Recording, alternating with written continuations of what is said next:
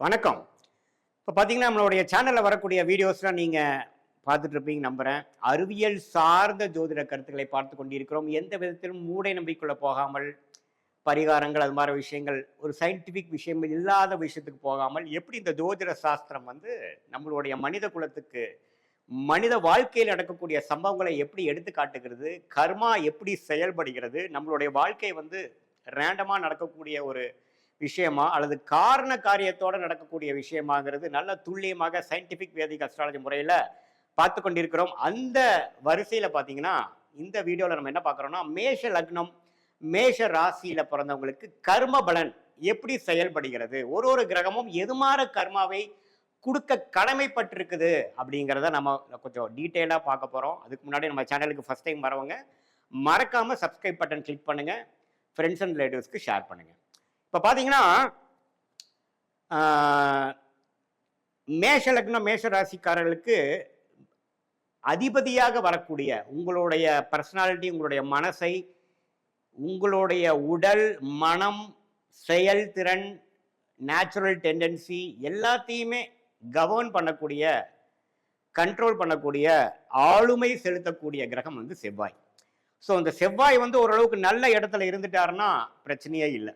என்ன நல்ல இடம்னா என்ன சாமி அப்படின்னு கேட்டிங்கன்னா, ஆட்சி, உச்சம், நீச்சம் அப்படிங்கிறது பார்த்தீங்கன்னா ஸ்தான பலம் என்று சொல்கிறோம். திக்பலம் அப்படிங்கிறது பார்த்தீங்கன்னா 10ஆம் இடத்துல செவ்வாய் இருந்தால் திக்பலம், அதாவது லக்னத்திலேருந்து 10ஆம் இடத்துல இருந்தால் திக்பலம்னு சொல்கிறோம்.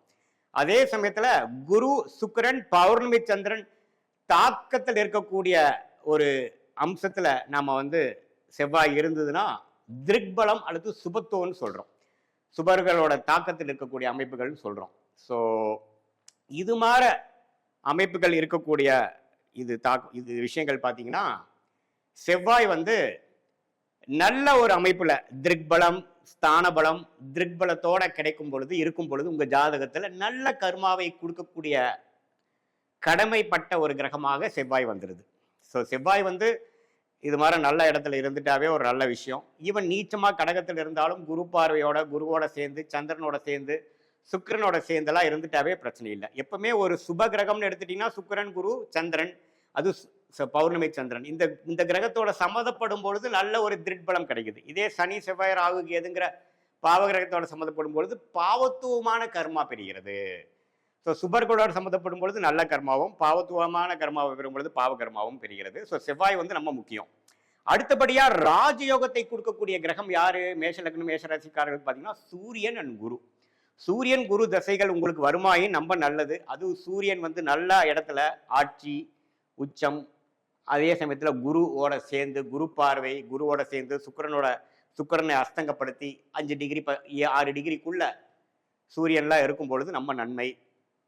ஸோ இதே பார்த்தீங்கன்னா மேஷத்திலேயே சூரியன் இருந்தால் உச்சம் பெறுகிறார், சிம்மத்துல இருந்தால் ஆட்சி பலம் பெறுகிறார், குருவோட வீட்டிலிருந்து நல்ல திக்பலம் பெறுகிறார். ஸோ சூரியனுங்கிற விஷயம் நல்ல கர்மாவை, நல்ல குழந்தைகள், நல்ல அறிவு, நல்ல செயல்திறனை கொடுக்கக்கூடிய ஒரு கர்ம பலனை கொடுக்கக்கூடிய கிரகம் என்ன?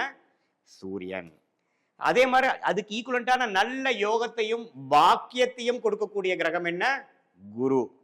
ஸோ குருங்கிற கிரகம் வந்து உங்களுக்கு நல்லா இருக்குமாயின், குரு தசை நடக்குமாயின் நல்ல ஒரு கர்ம பலனை கொடுக்கக்கூடிய அமைப்பு இருக்கு அப்படிங்கிறது நம்ம தெரிஞ்சுக்கிறோம்.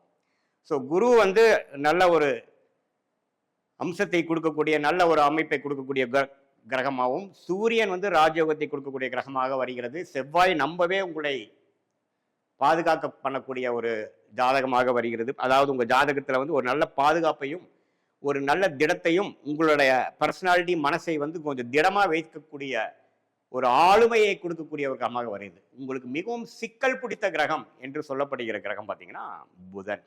அதாவது கொஞ்சம் கேர்ஃபுல்லா இருக்க வேண்டிய கிரகம். ஸோ புதன் பார்த்தீங்கன்னா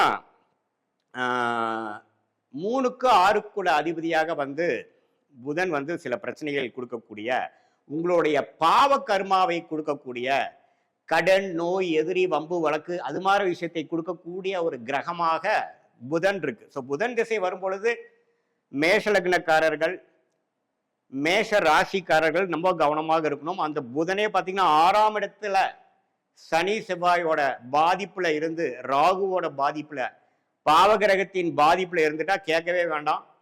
பயங்கர பிரச்சனையை பண்ணுவார்.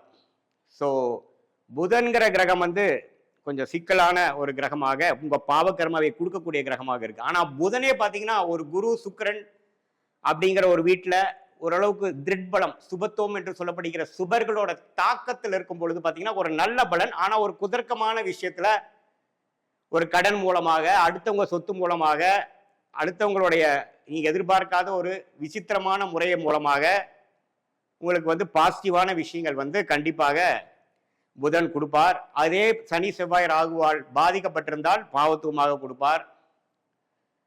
அதே சமயத்துல சூரியன் சுக்கிர குரு பார்த்தீங்கன்னா நல்லதை கொடுத்து உங்களை கை தூக்க வேண்டிய கிரகமாகவும் புதன் வந்து நீங்க அஜாக்கிரதையா இருந்தீங்கன்னா உங்களை அமுத்தக்கூடிய ஒரு கிரகமாகவும் இருக்குதுங்கிறத தெரிஞ்சுக்கணும். மற்றபடி என்னங்க, சுக்கிரன் சுக்கிரன் பார்த்தீங்கன்னா உங்களுக்கு நடுத்தரமான ஒரு கிரகம், பாதகாதிபதியாகவும் வருகிறார். ஏன்னா பாதகாதிபதினா 2ஆம் இடம் மாரகாதிபதியாக வருகிறார். ஸோ அப்படிங்கிறப்ப சுக்கிரன் 2ஆம் வீட்டிலே இருந்ததுன்னா மாரகத்துக்கு ஒப்பான கண்டத்தை கொடுக்கக்கூடிய கடமைப்பட்டிருக்கிறான்னு அர்த்தம். ஸோ சுக்கிரன் மாரகாதிபதிக்கு சம்மதப்படக்கூடாது, மாரக வீட்டுக்கு சம்மதப்படக்கூடாது. ஓரளவுக்கு நட்பு வீட்டில் இருக்கும் பொழுது தப்பு இல்லை, 12ல் உச்சம் பெறும் பொழுது தப்பு இல்லை. ஸோ அதுக்கப்புறம் பார்த்தீங்கன்னா சனியும் பார்த்தீங்கன்னா ஓரளவுக்கு நியூட்ரலான பிளானட் தான். லக்னாதிபதி ராசி அதிபதிக்கு ஒரு எதிர்த்தன்மையான ஒரு கிரகம் தான், எதிரி கிரகம் தான். அவரும் ஒரு திருட்பலத்தோடு இருந்துட்டா பிரச்சனை இல்லை. ஸோ இத்தகைய ஒரு ஒரு கர்ம பலனை கொடுக்கக்கூடிய கிரகமாக சனி சுக்கிரன் ஒரு நியூட்ரலான ஒரு அமைப்பும், குரு சூரியன் நல்ல அமைப்பும், சந்திரன் பார்த்தீங்கன்னா வீடு வண்டி வாகனம் அது மாதிரி விஷயத்தை கொடுக்கக்கூடிய ஒரு கர்ம பலனை கொடுக்கக்கூடிய ஒரு கிரகமாக வருது. சந்திர திசை வந்தாவே வீட்டு விஷயங்கள், அம்மா விஷயங்கள், தாயார் விஷயங்கள், கார் வண்டி வாகன விஷயங்கள், ஏதோ ஒன்று நடக்க போகுது, ஏதோ ஒன்று டெவலப் பண்ண போறீங்க. அது நல்லா இருக்கும் பொழுது நல்ல டெவலப்மெண்ட்டும், அது நல்லா இல்லாத போக சில பாதிப்புகளும் வரப்போகுதுங்கிற மாதிரி நம்ம தெரிஞ்சுக்கலாம். அதே மாதிரி மற்ற ராஜகிரகங்கள் குருவும் சூரியன் எப்படி இருக்கும் பார்த்துட்டோம், புதன் எந்த ஒரு பாதிப்பை கொடுக்கும் பார்த்துட்டோம். செவ்வாய் பார்த்தீங்கன்னா லக்னாதிபதியும் வராரு, அட்டமாதிபதியும் வராரு. ஸோ நன்மையை கொடுப்பவனும் அவனை, கெடுப்பதும் அவனைங்கிற மாதிரி வராரு. ஸோ அப்படிங்கிறப்ப கொஞ்சம் கேர்ஃபுல்லாக இருக்கணும். ஸோ இப்போ பார்த்தீங்கன்னா இந்த செவ்வாய் மட்டும் 8ஆம் வீட்டுக்கு கனெக்ட் ஆகி லக்னத்துக்கு கனெக்ட் ஆகாமல் இருந்து, அதாவது 2ஆம் இடத்திலிருந்து 8ஆம் வீட்டிலோ 8ஆம் வீட்டிலேயே இருக்கும் பொழுது குரு பார்வை சுக்கிரன் தாக்கங்கள் இல்லாத பட்சத்தில் சில பிரச்சனைகளையும் சில கண்டம் மரணத்துக்கு ஒப்பான கண்டத்தையும் கொடுத்து விடுவாருங்கிற கர்மபலன் கொடுக்கக்கூடியவருங்கிறது நீங்க தெரிஞ்சுக்கணும். ஸோ செவ்வாய்ங்கிறது 2 விஷயத்தையும் குறிக்கக்கூடிய அமைப்பாக இருக்கிறது. சுக்கிரன் வந்து மாரக வீட்டுக்கு சம்மந்தப்படும் பொழுது மாரகாதிபதியாக செயல்படக்கூடிய அமைப்பாக இருக்கிறது. மற்றபடி அது ஒன்றும் பிரச்சனை இல்லாத ஒரு கிரகமாக இருக்கிறது, நியூட்ரலான கிரகமாக இருக்குது. சனிங்கிறது பார்த்தீங்கன்னா உங்க வேலை தொழில வெற்றி பெறக்கூடிய ஒரு அமைப்பை கொடுக்கக்கூடிய அமைப்பா இருக்கு. நல்ல திருப்பலம் பெறும்பொழுது வெற்றியும், திருப்பலம் இல்லாதப்போ பிரச்சனையும் கொடுக்கக்கூடிய அமைப்பா இருக்குது. புதன் பார்த்தீங்கன்னா நல்ல அமைப்பில் இருக்கும் பொழுது விசித்திரமான முறையில நன்மையும், பிரச்சனைக்குரிய ஒரு பாவத்துவமா இருக்கும் பொழுது பிரச்சனைக்குரிய வம்பு வழக்கு கடன் நோய் எதிரியம்பு அது மாதிரி கொடுக்கக்கூடிய அமைப்பும் இருக்குதுங்கிறத நம்ம தெரிஞ்சுக்கணும்.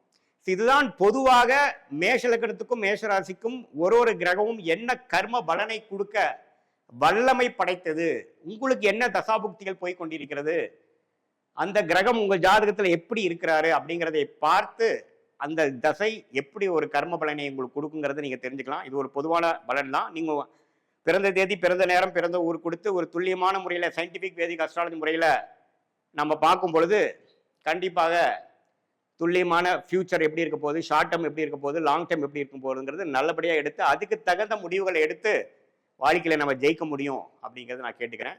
மீண்டும் மற்றொரு காணொலியில் சந்திப்போம். நன்றி, வணக்கம்.